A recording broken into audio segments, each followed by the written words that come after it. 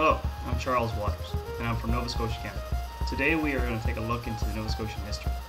Who are the people, where do they come from, and how they are closely connected to the United States. Nova Scotia was once a British colony, just like the original 13 states. So sit back, relax, and enjoy the show. The Aboriginal people who inhabited the lands in the northeastern shore of North America were called Mi'kmaq or Maliseet. These people were nomadic and lived inland throughout the winter and along the eastern seaboard for summer, fishing and hunting, living and eating off the land. Nova Scotia was first explored by English explorer Jean Cabot in 1497.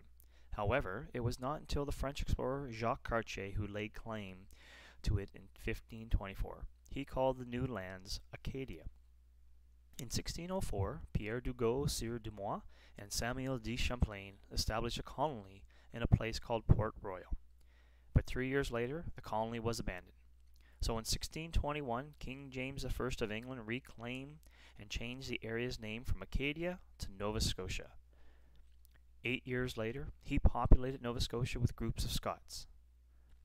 Throughout the 17th century, though, the English and the French battled over control of Nova Scotia. The Peace Treaty of Utrecht in 1713 confirmed British control over Acadia. However, during King George's War in 1744, the French and British battled once again over Nova Scotia. Fed up, the British decided to make Nova Scotia fully British by bringing in more English-speaking settlers from England, Scotland, and Ireland. During this period, in 1749, Halifax was founded as a fishing port and a naval station. After the end of the war, Governor Charles Lawrence ordered all French-speaking Acadians to swear an oath of allegiance to the King of England. However, more than 6,000 Acadians did not swear the oath and were deported to American colonies.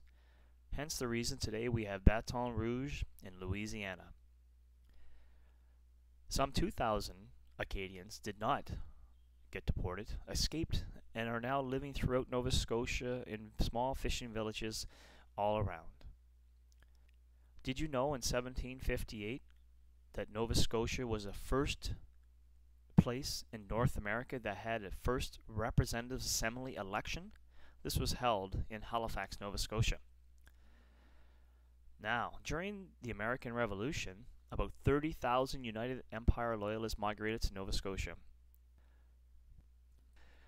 During the American Revolution, 30,000 United Empire Loyalists migrated to southwestern Nova Scotia. They set up small towns and villages. Many of these Loyalists were lawyers, merchants, and other prominent members of society.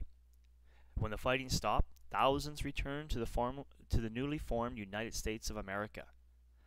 Between those and the ones who stayed behind, continue today strong family and friendly bonds.